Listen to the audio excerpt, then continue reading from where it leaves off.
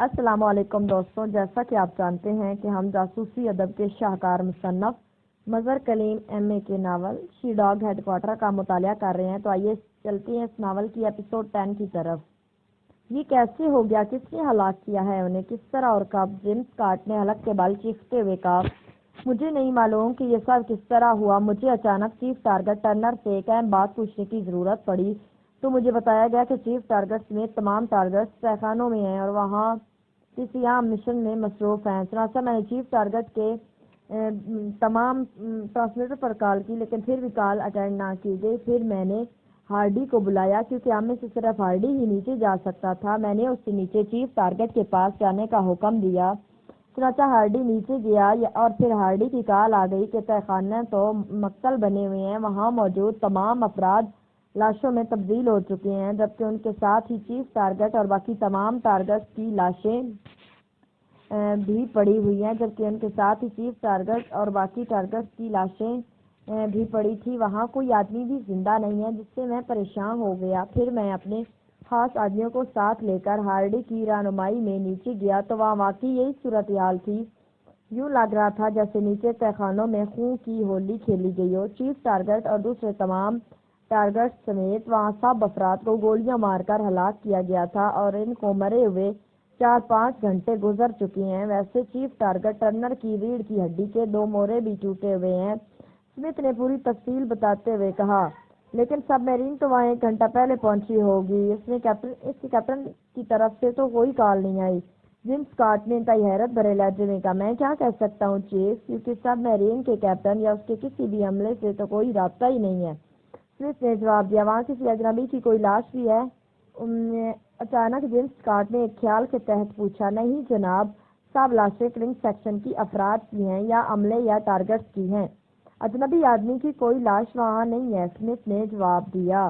ٹھیک ہے، تم فوراً وہاں صفائی کراؤ، سب لاشیں برقی بٹی میں ڈال کر جلا دو۔ اب وہاں کا کیا بندوبست ہوگا؟ فی الحال تمام تہخانے صاف کرا کر سیل کر دو، جیمز اسکاٹ نے کہا۔ اس کے ساتھ ہی اس نے ہاتھ مار کر کریڈل دبایا۔ پھر جیسے اس نے ہاتھ اٹھایا، یس چیف، دوسری طرف سے اس کے ایک سیکرٹری کی آواز سنائی دی، راجر، فوراً معلوم کرو کہ سب میرین کہاں ہے اور کس پوزیشن پہ، اور پھر مجھے بتاؤ، جیمز اسکاٹ نے کہا، اور اس کے ساتھ ہی اس نے ریسیور رکھ دیا۔ یہ سب کس نے کیا ہوگا؟ وہ ایشیائی گروپ اور علی عمران تو ہلاک ہو چکے تھے۔ پھر یہ سب کیا ہوا؟ کس نے کیا ہے؟ جیمز اسکاٹ نے بڑبڑاتے ہوئے کہا۔ پھر چند لمحوں بعد فون کی گھنٹی بجی اور اس نے ہاتھ بڑھا کر ریسیور اٹھا لیا۔ یس، جیمز اسکاٹ نے تیز لہجے میں کہا، جناب، سب میرین کارکا سے واپس ہو کر اب آپریشنل سیکشن میں پہنچنے والی ہے۔ دوسری طرف سے کہا گیا، آپریشنل سیکشن کے انچارج سے میری بات کراؤ جلدی۔ جیمز اسکاٹ نے حلق کے بل چیختے ہوئے کہا، یس چیف، ایسا ہی ہوگا۔ دوسری طرف سے کہا گیا اور جیمز اسکاٹ خاموش ہو گیا۔ انتہائی انتھونی بول رہا ہوں، آپریشنل سیکشن سے۔ چند لمحوں بعد ایک بھاری مردانہ آواز سنائی دی، جیمز اسکاٹ بول رہا ہوں، انتھونی۔ سب میرین کہاں ہے اس وقت؟ جیمز اسکاٹ نے چیخ کے کہا، سب میرین اسپیشل پوائنٹ پر پہنچ چکی ہے۔ دوسری طرف سے کہا گیا، اس کا عملہ کہاں باہر ہے یا نہیں؟ جیمز اسکاٹ نے پوچھا، ابھی تو سب میرین پہنچی ہے چیف، ابھی تو ان لوڈنگ نہیں ہوئی۔ لیکن کیا بات ہے، آپ کیوں اس انداز میں پوچھ رہے ہیں؟ انتھونی نے حیرت بھرے لہجے میں کہا، فوری طور پر سب میرین کو سیل کر دو اور جب تک میں نہ کہوں سب میرین کو میں کسی کو باہر نہ آنے دینا۔ فوری عمل کرو میرے حکم پر۔ جیمز اسکاٹ نے حلق کے بل چیختے ہوئے کہا، یس چیف۔ دوسری طرف سے کہا گیا۔ پھر ریسیور کریڈل پر پٹخا اور اٹھ کر وہ تیز تیز قدم اٹھاتا بیرونی دروازے کی طرف بڑھتا چلا گیا۔ گو اسے چیف ٹارگٹ نے رپورٹ دے دی تھی کہ عمران اور اس کے ساتھیوں کو بندھی ہوئی حالت میں ہلاک کر کے ان کی لاشیں برقی بٹی میں ڈلوا دی گئی ہیں، لیکن اب اسمتھ نے جو رپورٹ دی تھی اس سے ان کے خدشات ایک بار پھر جاگ اٹھے تھے، کیونکہ ٹارگٹس اور کرنگ سیکشن کی ہلاکت کوئی معمولی بات نہ تھی۔ یہ یقیناً ان پاکیشیائی ایجنٹوں کا ہی کام ہو سکتا تھا۔ پھر سب میرین 1 گھنٹہ پہلے وہاں سے واپس روانہ ہوئی ہوگی، لیکن سب میرین کے کیپٹن نے ابھی تک کسی قسم کی کوئی رپورٹ نہیں دی تھی، اس لیے اسے شک پڑ گیا تھا کہیں عمران اور اس کے ساتھیوں نے سب میرین کے عملے کو ہلاک کر کے سب میرین پر قبضہ نہ کر لیا ہو۔ گو اسمتھ نے جو رپورٹ دی تھی اس میں کسی اجنبی کی لاش کی موجودگی سے انکار تھا۔ اس طرح اگر عمران اور اس کے ساتھی سب میرین کے عملے کو ہلاک کر دیتے تو ان کی لاشیں بھی وہاں موجود ہوتی، اور چونکہ اسمتھ انہیں نہیں جانتا تھا اس لیے لامحالہ وہ اس کے لیے اجنبی ہی ہوتے، لیکن یہ بھی تو ہو سکتا تھا کہ عمران اور اس کے ساتھیوں کے عملے کو ہلاک کر کے ان کی لاشیں وہاں نہ پھینکی ہوں تاکہ ان کو شک نہ پڑ سکے اور یہ لاشیں سب میرین میں ہی موجود ہوں، اس لیے وہ خود اپنی آنکھوں کے سامنے چیکنگ کرنا چاہتا تھا، ورنہ تو وہ اس کا حکم بھی دے سکتا تھا۔ اور یہاں ہیڈ کوارٹر میں ایسے انتظامات بہرحال موجود تھے کہ سب میرین کو نہ صرف سیل کیا جا سکتا تھا بلکہ آپریشنل سیکشن کی مشینری بھی سیل کی جا سکتی تھی اور سب میرین کے اندر موجود افراد کی ہر طرح سے چیکنگ بھی کی جا سکتی تھی اور انہیں ہلاک بھی کیا جا سکتا تھا۔ اس لیے جیمز اسکاٹ پوری طرح مطمئن تھا کہ اگر عمران اور اس کے ساتھی سب میرین میں موجود بھی ہوئے تب بھی وہ کسی طرح بچ نہ سکیں گے۔ آبدوز خاصی تیز رفتاری سے سمندر کے اندر سفر کرتی ہوئی شیڈاگ کے ہیڈ کوارٹر کی طرف بڑھی چلی جا رہی تھی۔ عمران اس وقت کیپٹن روم میں موجود تھا۔ سب میرین لارڈ کلب کے نیچے اپنے مخصوص اسٹیشن پر پہنچی تو وہاں عمران اور اس کے ساتھی اس کے استقبال کے لیے موجود تھے۔ عمران اور اس کے ساتھیوں نے چیف ٹارگٹ رنر اور دوسرے ٹارگٹ کی ہلاکت کے بعد وہاں موجود تمام افراد کو بھی ہلاک کر دیا تھا، اس لیے جب سب میرین وہاں پہنچی تھی تو وہاں عمران اور اس کے ساتھیوں کے علاوہ اور کوئی موجود نہیں تھا۔ سب میرین کا عملہ 8 افراد پر مشتمل تھا اور عمران کے حکم پر سوائے کیپٹن کے باقی تمام عملے کو ہلاک کر دیا گیا تھا۔ البتہ کیپٹن جس کا نام جرنر تھا سے عمران نے نہ صرف سب میرین کے آپریشن بلکہ اس کے اندر موجود تمام مشینری کے بارے میں بھی معلومات حاصل کر لی اور پھر اس کے ساتھ ساتھ اس نے ہیڈ کوارٹر کے بارے میں بھی تمام تفصیلات معلوم کر لی تھی۔ گو اس سے پہلے وہ آسٹن سے ہیڈ کوارٹر کے بارے میں بھاری رقم کی عوض معلومات حاصل کر چکا تھا، لیکن ظاہر ہے اس کی معلومات پہلے کی تھی، جبکہ کیپٹن جرنر سے حاصل ہونے والی معلومات تازہ ترین تھی۔ اور پھر عمران نے کیپٹن جرنر کو ہلاک کر دیا تھا اور عملے کی سب لاشیں بھی اس نے سب میرین میں ہی رکھوا دی تھی، کیونکہ اس سے معلوم تھا کہ ان سب کو ہیڈ کوارٹر لے جانا، اور اگر اس دوران لارڈ کلب کے تہہ خانوں میں کوئی آ گیا تو پھر عملے کی لاشیں بھی چیک ہوں گی، اس طرح وہ سب شدید خطرے کی زد میں آ سکتے تھے۔ تو یہ سب میرین انتہائی جدید تری مشینری سے لیس تھی، لیکن یہ مشینری سمندر میں تو کام آ سکتی تھی، لیکن ہیڈ کوارٹر کے اندر اس مشینری سے کوئی کام نہ لیا جا سکتا تھا۔ اس وقت کیپٹن روم میں عمران کے ساتھ کیپٹن شکیل موجود تھا، جبکہ باقی ساتھی دوسرے حصے میں تھے۔ عمران صاحب آپ اور باقی صاحب ایکریمین میک اپ میں ہیں، اسی ہیڈ کوارٹر میں جیسے سب میرین سے باہر آئیں گے ہمیں شناخت کر لیا جائے گا۔ اس بارے میں آپ کو کوئی خیال ہے؟ کیپٹن شکیل نے کہا، فی الحال تو مسئلہ شیڈاگ کے ہیڈ کوارٹر میں داخل ہونے کا ہے، وہاں کیا ہوتا ہے بعد میں دیکھا جائے گا۔ اگر ہمارے پاس میک اپ باکس ہوتے تو یا لارڈ کلب کے نیچے تہہ خانوں میں ایسا سامان ہوتا تو پھر ہم سب میرین کے عملے کا میک اپ کر لیتے، لیکن اب مجبوری ہے، عمران نے جواب دیتے ہوئے کہا۔ کیپٹن جرنر کے مطابق تو ہیڈ کوارٹر میں آدمیوں کی تعداد زیادہ نہیں ہے، اس لیے وہاں پہنچتی انتہائی تیز ایکشن کرے تو ہم آسانی سے ہیڈ کوارٹر پر قبضہ کر سکتے ہیں، کیپٹن شکیل نے کہا۔ اصل مسئلہ وہاں موجود افراد کا ہے، بلکہ اصل مسئلہ وہاں موجود انتہائی جدید مشینری ہے جس کا تباہ ہونا ضروری ہے، لیکن ہمارے پاس اسلحہ ہی نہیں ہے۔ تہہ خانے میں سوائے مشین گنوں کے اور کوئی اسلحہ موجود نہ تھا اور نہ ہی اسلحہ اس سب میرین میں ہے، اس لیے اب یہی ہو سکتا ہے کہ ہم مشین گنیں باہر پکڑ کر لے جائیں، پھر جس قدر تیز رفتاری سے ممکن ہو سکے وہاں موجود تمام مشینری کو تباہ کر دیں، اس کے علاوہ اور تو کوئی کام نہیں کر سکتے، عمران نے کہا، اور کیپٹن شکیل نے اس بات میں سارے لا دیا۔ پھر تقریباً 1 گھنٹے کے سفر کے بعد ہیڈ کوارٹر آ گیا اور عمران مشینری کو آپریٹ کرنا شروع کر دیا۔ کیپٹن جرنل سے اسے تمام تفصیلات مل گئی تھی، اسے ایسے معلوم تھا کہ ہیڈ کوارٹر میں داخلے کے لیے اسے کیا کرنا ہے اور کیا نہیں۔ پھر تھوڑی دیر بعد ہیڈ کوارٹر کا مخصوص راستہ کھل گیا جس میں سمندر کا پانی بھرا ہوا تھا اور سب میرین آہستہ آہستہ اس راستے پر آگے بڑھتی چلی گئی، پھر ایک مخصوص جگہ پہنچ کر روک گئی، پھر اس نے خود بخود اوپر اٹھنا شروع کر دیا۔ تھوڑی دیر بعد سامنے موجود سکرین پر ایک کافی بڑا ہال نما کمرہ نظر آنے لگا جس کی ایک سائڈ پر بڑا سا پلیٹ فارم تھا جبکہ باقی حصے میں پانی بھرا ہوا تھا اور سب میرین پانی سے نکل کر اس پلیٹ فارم کے قریب موجود تھی۔ عمران نے مشینری آف کی اور پھر اٹھ کر کھڑا ہو گیا۔ آؤ کیپٹن، اب اصل ہنگامے شروع ہوں گے، عمران نے کہا، اور کیپٹن شکیل مسکراتا ہوا اس کے ساتھ سے چل دیا۔ وہ دونوں تیز تیز قدم اٹھاتے کیپٹن روم سے باہر آئے تو ان کے ساتھی سب میرین کے آؤٹ گیٹ کے پاس جمع ہو چکے تھے، ان سب کے ہاتھوں میں مشین گنیں تھی۔ عمران نے آؤٹ گیٹ کی سائڈ پر لگا ہوا سرخ رنگ کا ہینڈل کھینچا تاکہ گیٹ کھل جائے اور وہ باہر جا سکے، لیکن باوجود ہینڈل کھینچنے کے آؤٹ گیٹ نہ کھل سکا تو عمران کے ساتھ ساتھ باقی ساتھی بھی چونک پڑے۔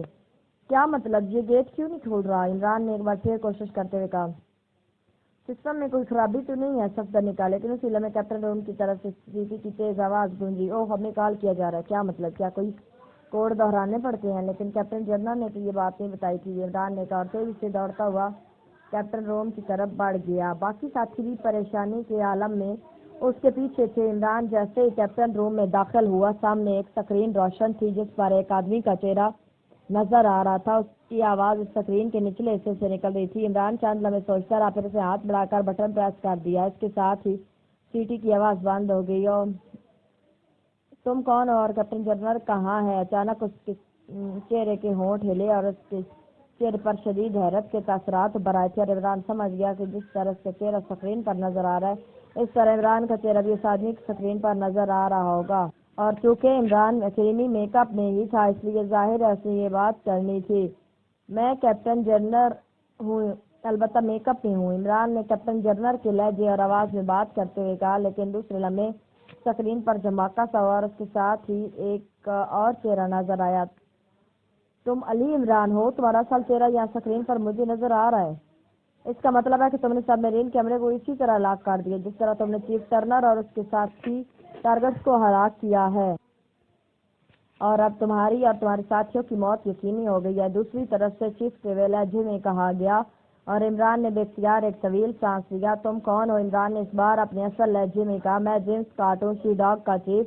دوسری طرف سے کہا گیا، تو سنو جیمز اسکاٹ، میں یہاں تمہارا ہیڈ کوارٹر تباہ کرنے نہیں آیا، بلکہ میں تو صرف شی ڈاگ کے سلسلے میں مذاکرات کرنے آیا ہوں۔ میں نے پہلے ہی سپر چیف سے بات کی تھی، میں نے اسے آفر کی تھی کہ اگر وہ یہ یقین دہانی کرا دے کہ شی ڈاگ آئندہ پاکستان کے خلاف کام نہیں کرے گی، تو میں شی ڈاگ کو بھول جاؤں گا، ورنہ اس کا خاتمہ میرے لیے انتہائی ضروری ہو جائے گا، کیونکہ پاکستان ایک چھوٹا ملک ہے اور وہ اپنے ایٹمی اسلحے کی چوری برداشت نہیں کر سکتا۔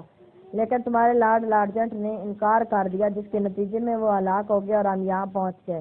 اور یہ بھی سن لو کہ ہم یہاں تک پہنچ سکتے ہیں تو تمہارا یہ ہیڈ کوارٹر تباہ کرنا ہمارے لیے کوئی مسئلہ نہیں ہے، لیکن اس کے باوجود میں نہیں چاہتا کہ خواہ مخواہ کی زحمت میں پھنسوں۔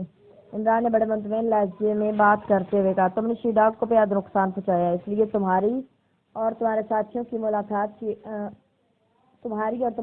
کی ہلاکت شی ڈاگ کی بقا کے لیے انتہائی ضروری ہے، اور شی ڈاگ بین الاقوامی تنظیم ہے، تمہارے جیسے چند ایجنٹ اس کا کچھ نہیں بگاڑ سکتے۔ یہ ٹھیک ہے کہ تم یہاں تک پہنچ گئے ہو، لیکن میں جس وقت چاہوں صرف ایک بٹن دبا کر سب میرین کے اندر ہی تمہارا اور تمہارے ساتھیوں کا خاتمہ کر سکتا ہوں، اور میں ایسا ہی کروں گا۔ جیمز کارڈ نے چیخ دے کر اس کے ساتھ ہی اخلاق سکرین تاریک ہو گئی تو عمران بجلی کی اسٹیج سے اٹھا، دوڑتا ہوا کیپٹن روم سے باہر گیا۔ سانس روکو، یہ یقیناً یہاں کوئی گیس فائر کریں گے، عمران نے کمرے کے کھلے حصے میں آتے ہوئے کہا۔ سب ساتھیوں نے سانس روک لی، پھر واقعی چند لمحوں بعد اس بڑے حصے کے ایک سائڈ میں کھٹ ٹاک کی آواز سے ایک خانہ کھلا۔ اس کھانے میں سے تیز نیلے رنگ کا دھواں تیزی سے نکل کر پھیلنے لگا۔ تیز نیلے رنگ کے دھوئیں کو دیکھتے عمران نے بجلی کی تیزی کے ساتھ کھڑے صفدر کے ساتھ مشین گن جھپٹی اور دوسرے لمحے مڑ کر سائڈوں پر فائر کھول دیا۔ تڑتڑاہٹ کی آواز کے ساتھ گولیاں سینڈل اور اس گیٹ کے حصوں پر پڑنے لگی۔ چند لمحوں بعد جب کھٹاک کی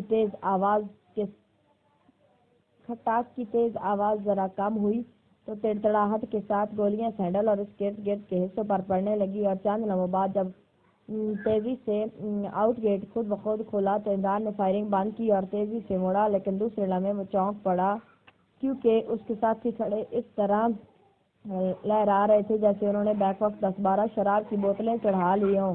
جیمز اسکاٹ جیسے ہی آپریشنل سیکشن میں داخل ہوا، وہاں ایک طرف بنے ہوئے شفاف شیشے کے کمرے میں موجود ایک لمبے قد اور درمیانی جسم کا آدمی تیزی سے نکل کر باہر آ گیا۔ یہ انتھونی تھا۔ آئیے چیف، اس نے بڑے مؤدبانہ انداز میں سلام کرتے ہوئے کہا۔ سب میرین کو سیل کر دیا یا نہیں؟ جیمز اسکاٹ نے تیز لہجے میں کہا۔ یس چیف، مجھے اس حکم کی وجہ سمجھ نہیں آئی، انتھونی نے جیمز اسکاٹ کے پیچھے چلتے ہوئے کہا۔ تو جیمز اسکاٹ اس شیشے کے کیبن میں داخل ہو گیا۔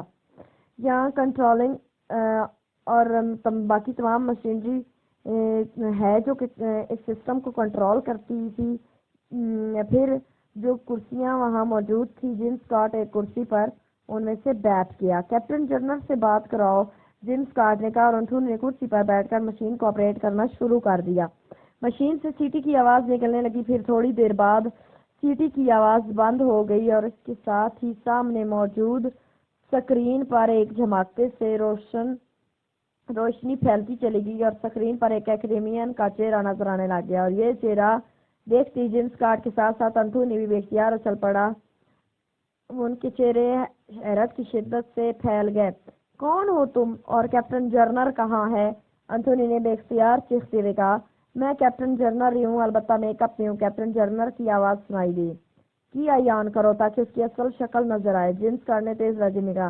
انتھونی نے تیزی سے مختلف بٹن پریس کرنے شروع کر دیے۔ دوسرے لمحے اسکرین پر دھماکہ سوار، اس کے ساتھ ہی ایکریمین کی بجائے ایک ایشیائی چہرہ نظر آنے لگ گیا۔ اوہ ویری بیڈ، یہ تو علی عمران ہے۔ اوہ ہٹو، میں اس سے بات کرتا ہوں، جیمز کارٹ نے حلق کے بل چیختے ہوئے کہا، اور انتھونی نے ہاتھ میں پکڑا ہوا چھوٹا سا مائک جیمز کارٹ کو دے دیا۔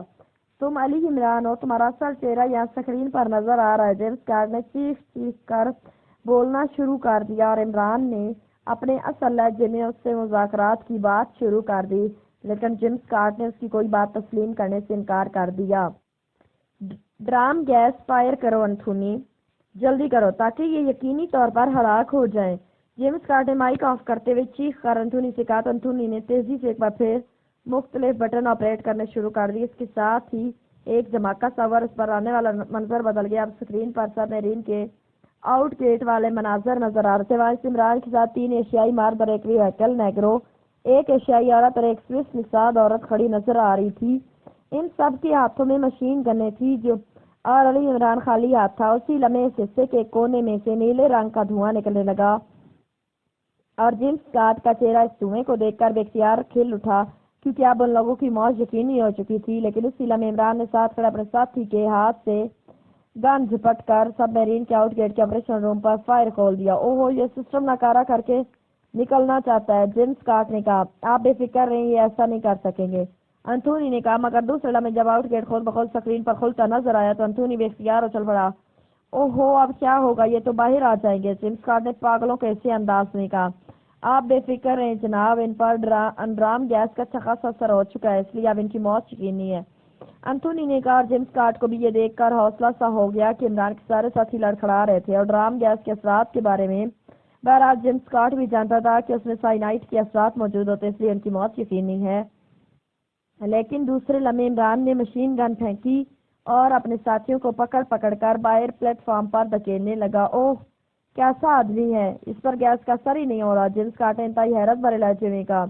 یہ واقعی حیرت انگیز صلاحیتوں کا مالک ہے، اس نے سختی سے اپنا سانس روک رکھا ہے، انتھونی نے کہا، اور پھر ان کے دیکھتے ہی دیکھتے وہ اپنے ساتھیوں کو سب میرین سے باہر نکال لینے میں کامیاب ہو چکا تھا۔ البتہ اس کے ساتھ ہی پلیٹ فارم پر پہنچ کر گر پڑے تھے۔ پھر عمران نے آخر میں مشین گن اٹھائی اور خود باہر آ گیا، اس کی تیز نظریں چاروں طرف کا جائزہ لینے میں مصروف تھی۔ اوہو یہ لوگ تو بچ گئے ہیں، دیکھو اس کے ساتھی بھی اٹھنے لگ گئے، انہیں ہلاک کر دو، جلدی کرو، جیمز کارٹ نے کہا، اور انتھونی اٹھ کر تیزی سے دوڑتا ہوا کمرے سے باہر نکل گیا۔ باہر ایک سائڈ پر ایک مشین سرخ رنگ کی چادر سے ڈھکی ہوئی موجود تھی۔ انتھونی نے قریب جا کر کور ہٹایا، پھر اس مشین کو انتہائی مہارت سے آپریٹ کرنا شروع کر دیا۔ چند لمحوں بعد اس نے ایک ہینڈل کو کھینچا، پھر ایک طویل سانس لیتے اس نے مشین کو آف کرنا شروع کر دیا، جبکہ شیشے کے کیبن میں موجود جیمز کارٹ نے دیکھا کہ اچانک عمران لہراتا ہوا نیچے گرنے لگا، اور چند لمحوں بعد وہ نیچے گرا اور ساکت ہو گیا۔ اسی طرح اس کے دوسرے ساتھی جو اٹھنے کی کوشش کر رہے تھے وہ بھی واپس فرش پر گرے اور ساکت ہو گئے۔ تو جیمز کارٹ کے چہرے پر اطمینان کے تاثرات ابھر آئے تھے۔ چیف، میں نے انہیں بے ہوش کر دیا ہے، یہاں سے بس اتنا ہی ہو سکتا تھا، اب باہر جا کر دیکھتے ہیں کہ یہ ہلاک ہوگی یا نہیں، انتھونی نے کمرے میں واپس آ کر کہا۔ ہلاک کیوں نہیں کیا، یہ انتہائی خطرناک لوگ ہیں، تم نے دیکھا نہیں کہ وہ ڈرام گیس سے بھی بچ نکلے ہیں، جیمز کارٹ نے حسیلے لہجے میں کہا۔ چیف، یہاں کوئی ایسا سسٹم نہیں ہے، صرف یہ خصوصی سسٹم موجود تھا جو میں نے ایمرجنسی میں استعمال کیا ہے، ویسے وہ لوگ بے ہوش ہیں، آپ اگر چاہیں تو میں خود جا کر ان کو گولیوں سے اڑا دیتا ہوں، انتھونی نے کہا۔ نہیں، میں تمہیں کسی رسک میں نہیں ڈالنا چاہتا، اگر تمہیں کچھ ہو گیا تمہارے لیے مسئلہ بن جائے گا، جیمز کارٹ نے کہا، اور اس کے ساتھ ہی اس نے جیب سے ایک چھوٹا سا ریموٹ کنٹرول نما آلہ نکالا اور اس پر موجود بٹن پریس کرنے شروع کر دیے۔ ماسٹر بول رہا ہوں، ایک مردانہ آواز سنائی دی۔ ماسٹر، اپنے ساتھ 4 آدمی لے کر سب میرین آؤٹ روم میں پہنچو، وہاں 2 عورتیں اور 5 مرد بے ہوش پڑے ہوئے ہیں، انہیں گولیوں سے اڑا دو۔ جیم اسکاٹ نے تحقیرانہ لہجے میں کہا، بے ہوش پڑے افراد کو گولیوں سے اڑانے کے لیے 4 آدمیوں کی کیا ضرورت ہے؟ میں اکیلا ہی کافی ہوں۔ دوسری طرف سے کہا گیا، انتہائی خطرناک ترین ایجنٹ ہے، اس لیے میں کوئی رسک نہیں لے سکتا۔ اچھا تم ایسا کرو کہ 8 افراد کو لے آؤ، میں انہیں بے ہوشی کے عالم میں یہاں سے اٹھوا کر اپنے ہاتھوں سے ان کا خاتمہ کر دوں گا۔ جیم اسکاٹ نے کہا، جیس چیف دوسری طرف سے کہا گیا، اور جیم اسکاٹ نے بٹن آف کر کے اس آلے کو جیب میں ڈال لیا۔ آپ نے اچانک ارادہ کیوں بدل دیا ہے چیف؟ یا انہیں گولی مار دی جاتی پھر ان کی لاشیں اٹھائی جا سکتی تھی۔ انتھونی نے کہا، میں نے اس طرح 2 طرفہ رسک کو کور کیا ہے۔ 8 آدمی منگوائے ہیں تاکہ اگر یہ لوگ بے ہوش نہ بھی ہوں یا ہوش میں آ جائے تو ان کا مقابلہ آسانی سے کیا جائے۔ یہ کہ بہرحال آپریشنل سیکشن میں چلے جائیں گے، کیونکہ ہیڈ کوارٹر کو اصل خطرہ آپریشنل سیکشن سے ان کی موجودگی سے ہی ہو سکتا ہے، اور اگر واقعی یہ بے ہوش ہے تو انہیں جب راڈ میں جکڑ دیا جائے گا تو پھر یہ ہر لحاظ سے بے بس ہو جائیں گے۔ پھر میں نے ہوش میں لا کر اپنی مرضی سے عبرتناک موت بھی ماروں گا، اور ان سے پاکستان سیکرٹ سروس کے بارے میں بھی تفصیلات معلوم کر کے سروس کا مکمل طور پر خاتمہ کر دوں گا۔ جیم اسکاٹ نے کہا۔ انتھونی نے اثبات میں سر ہلا دیا۔ عمران کی آنکھیں کھلی تو درد کی ایک تیز لہر اس کے بدن میں دوڑتی چلی گئی، لیکن پوری طرح ہوش میں آتے ہی اسے معلوم ہو گیا کہ وہ سب میرین والے ہال کے پلیٹ فارم کی بجائے کسی بڑے سے کمرے میں کرسی پر راڈ میں جکڑا ہوا موجود ہے۔ اس نے گردن گھمائی تو اس کے سارے ساتھی اس طرح کرسیوں میں جکڑے ہوئے موجود تھے، اور ایک آدمی عمران کے ساتھ کرسی میں جکڑے ہوئے صفدر کے بازو میں انجیکشن لگا رہا تھا۔ عمران سمجھ گیا کہ اسے ابھی انجیکشن لگایا گیا، جس کی وجہ سے اس کے جسم میں درد کی تیز لہر سی دوڑ پڑی ہے، اور پھر وہ ہوش میں آ گیا۔ پھر وہ آدمی آگے بڑھ گیا۔ عمران نے اپنے دونوں پیر اندر کی طرف کیے، لیکن کرسی کے دونوں پایوں کے درمیان لوہے کی پلیٹ موجود تھی۔ عمران نے ٹانگ موڑنے کی کوشش کی، لیکن دوسرے لمحے اس کا منہ بن گیا، کیونکہ کرسی کی پشت خاصی اونچی تھی، اس لیے ٹانگ موڑنے کے باوجود اپنی ٹانگ کسی طرح بھی کرسی کے اگلی پائے کی طرف نہ لے جا سکتا تھا۔ اس کے دونوں بازو بھی اس کے جسم کے ساتھ ہی راڈ میں جکڑے ہوئے تھے۔ عمران نے اپنے بازو کو اوپر اٹھانے کی کوشش کی، اور ساتھ ہی سانس زور سے اندر کی طرف کر کے اس نے اپنے جسم کو خاصی حد تک سکیڑ لیا۔ اس طرح اس کے بازوؤں کو کافی خلا سا مل گیا۔ اس نے بازو اوپر کیے اور ساتھ ہی خود بھی کوشش کر کے اوپر کو اٹھنے لگا۔ سانس اندر سکیڑنے کی وجہ سے اس کا جسم خاصا سکڑ گیا، اس لیے وہ اوپر کو اٹھ رہا تھا۔ پھر تھوڑی سی کوشش کے بعد اسے یقین ہو گیا کہ وہ اپنے دونوں بازو آسانی سے باہر نکال سکتا ہے، کیونکہ اس کے جسم کے گرد لپٹی ہوئی راڈ اس کے پیٹ کے سامنے تھا، اور اس سے بازو نکال کر وہ آسانی سے اپنے بازو سائیڈ میں کر کے اکوی پائے کا بٹن پریس کر سکتا تھا۔ اس کے ساتھ وہ اطمینان سے بیٹھ گیا۔ وہ دراصل اس آدمی کے باہر جانے کا انتظار کرنا چاہتا تھا۔ اب صفدر بھی ہوش میں آ چکا تھا، اور ہوش میں آتے ہی اس کے منہ سے کراہ سی نکل گئی تھی، اور عمران سمجھ گیا کہ یہ کراہ درد کی تیز لہروں کی وجہ سے نکلی ہے۔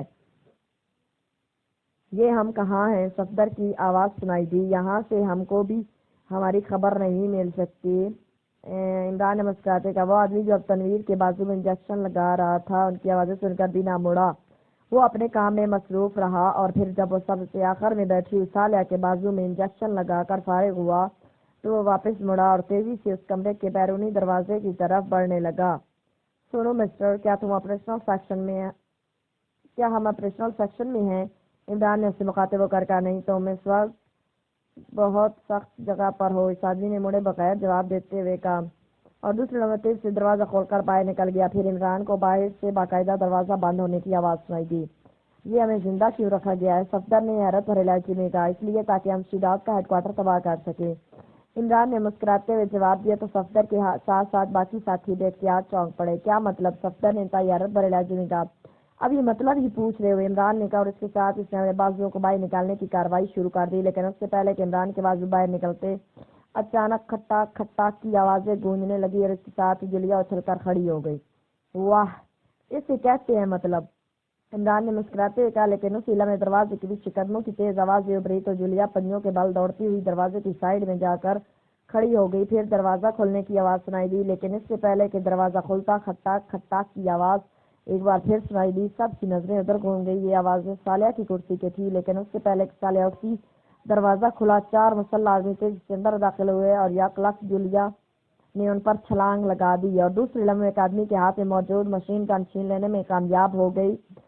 تو یہ سب کچھ اس قدر اچانک ہوا تھا کہ آنے والے سنبھل ہی نہ سکے تھے، اس لیے وہ ایک لمحے کے لیے حیرت سے بت بنے کھڑے رہے، لیکن دوسرے لمحے باقی تینوں آدمیوں نے بجلی کی تیز سے اپنی مشین گنیں جولیا کی طرف کی ہوئی تھی کہ جولیا نے یک لخت ایک اور آدمی پر چھلانگ لگا دی۔ اس کے ساتھ ہی مشین گن کا ٹریگر دبا دیا، دوسری طرف سے بھی ٹریگر دبائے گئے تھے، لیکن جولیا کے اچانک اوپر اٹھ جانے کی وجہ سے ان کی فائرنگ سے ہونے والی گولیاں جولیا تک نہ پہنچ سکی تھی۔ البتہ ان میں سے دو کو گرانے میں وہ کامیاب ہو گئی تھی، لیکن پھر ایک آدمی نے جیسے مشین گن موڑی تھی کہ اچانک سالے یک لخت اپنی کرسی سے اچھلی اور اس آدمی پر جا گری اور اس کے اچانک ٹکرانے سے اس آدمی کی مشین کا رخ بدل گیا اور گولیاں دیوار سے جا ٹکرائی، ورنہ جولیا لازماً ہٹ ہو جاتی۔ سالیہ کی اچانک ٹکر سے وہ آدمی چیختا ہوا دیوار سے جا کر لگا ہی تھا کہ سالیہ بجلی کی تیز سے پیچھے ہٹی اور جولیا نے اس آدمی پر فائر کھول دیا، لیکن اسی لمحے پہلا آدمی اس کے ہاتھ سے جولیا نے مشین گن چھینی تھی، اسے یک لخت چھلانگ لگائی اور وہ دروازے سے باہر جا گرا۔ جولیا نے اسے بھی ہٹ کرنے کی کوشش کی، لیکن گولیاں دروازے کی سائڈ سے ٹکرا کر نیچے گری اور وہ آدمی بچ گیا۔ سالیہ دوسری مشین گن لے کر دروازے کی طرف بھاگی، لیکن اس سے پہلے کہ وہ دروازے تک پہنچی تھی، دروازہ ایک دھماکے سے بند ہو گیا، اور نہ صرف بند ہو گیا بلکہ وہ بجلی کی تیز سے زمین کے طرح دھستا چلا گیا جیسے لفٹ نیچے جاتی ہے۔ سالیہ اس کے قریب پہنچ کر حیرت بھرے انداز میں ٹھٹک کر رک گئی تھی، اور چند لمحوں بعد یہاں دروازہ تھا، ٹھوس دیوار ان کی آنکھوں کے سامنے موجود تھی۔ ہمیں کھولو جولیا، عمران نے چیخ کر کہا تو سالیہ اور جولیا دونوں تیزی سے مڑی۔ پھر چند لمحوں بعد عمران اور باقی ساتھی راڈ سے آزاد ہو چکے تھے۔ آنے والے چاروں افراد کے ہاتھوں میں مشین گنیں تھیں، اس لیے اس وقت ان کے پاس 4 مشین گنیں موجود تھیں۔ عمران نے ایک مشین گن جھٹکی اور تیز سے اس طرف کو بڑھ گیا جدھر دروازہ تھا۔ اچانک سے گڑگڑاہٹ کی آواز سنائی دی، دوسرے لمحے کمرے کا فرش درمیان سے کھل کر ایک جھٹکے سے دونوں سائڈوں پر ہو گیا، اور اس کے ساتھ عمران اور اس کے ساتھی سنبھل نہ سکے اور وہ سب بے اختیار نیچے گرتے چلے گئے۔ فرش میں نہ سب کرسیاں دروازے کی دوسری طرف تھی، وہ ویسی فرش کے ساتھ جکڑی ہوئی تھی، اس لیے وہ انہیں بھی پکڑ سکتے تھے، اس لیے وہ سب یک لخت فرش کھلنے کی وجہ سے نیچے گرتے چلے گئے۔ پھر ان کے جسم ایک زوردار جھٹکے سے پانی کے اندر ڈوبتے چلے گئے۔ گوشت طرح وہ چوٹ لگنے سے محفوظ ہو گئے، لیکن پانی میں گرتے ان سب کے ذہن میں یہی احساس ہوا کہ انہیں کھلے سمندر میں گرا دیا گیا، اور اس طرح سمندر میں گر جانے کے بعد ان کا بچ نکلنا ناممکن ہوگا اور وہ یقینی موت کا شکار ہو جائیں گے۔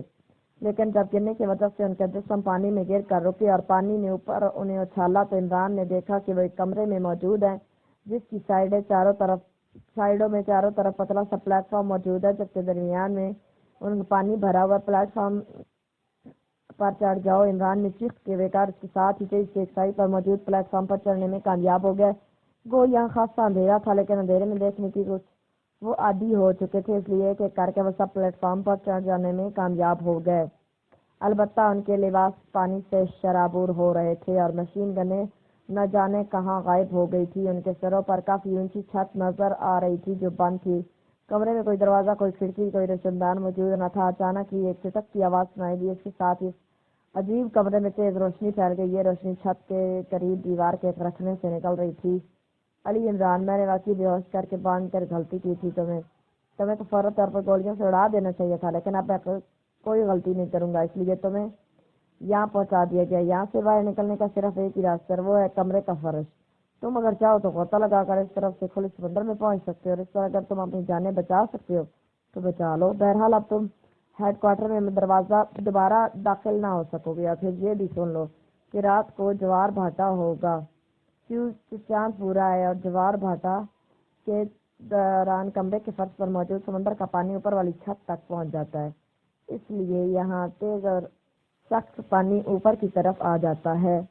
جم اسکاٹ کی تیز اور چہکتی ہوئی آواز سنائی دی، اور اس سے پہلے کہ عمران اور اس کے ساتھی جواب دیتے، چٹک کی آواز کے ساتھ ہی روشنی بجھ گئی اور دوبارہ تاریکی چھا گئی۔ تیز روشنی کے بعد اچانک تاریکی ہو جانے سے ان سب کو یوں محسوس ہوا جیسے ان کی بینائی چلی گئی ہو، لیکن آہستہ آہستہ ان کی آنکھیں اندھیرے کی عادی ہو گئی اور انہیں کمرہ دوبارہ نظر آنے لگ گیا۔ عمران صاحب، اب کیا ہوگا؟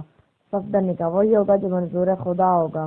عمران نے ایک طویل سانس لیتے ہوئے کہا، موجودہ صورتحال واقعی ایسی انوکھی اور عجیب تھی کہ اس کا ذہن بھی گڑا سا ہو گیا تھا۔ یہ واقعی عجیب سا کمرہ تھا کہ جو بیک وقت عذاب نہ بھی تھا اور قید خانہ بھی تھا۔ وہ چاہتے تھے کہ پانی میں تیرتے ہوئے کھلے سمندر میں جا سکتے، لیکن انہیں معلوم تھا کہ کھلے سمندر میں پہنچ کر وہ کسی بھی ساحل تک نہ پہنچ سکیں گے۔ کیونکہ یہاں سے دور دور تک کوئی جزیرہ یا کوئی ٹاپو نہیں تھا، اور یہاں پر جوار بھاٹا میں ان کا زندہ رہ جانا ناممکن تھا۔ آخر یہ کمرہ اس انداز میں کیوں تعمیر کیا گیا ہے؟ اچانک کیپٹن شکیل نے کہا تو عمران کے ساتھ ساتھ باقی ساتھی بھی اس کی بات سن کر بے اختیار چونک پڑے۔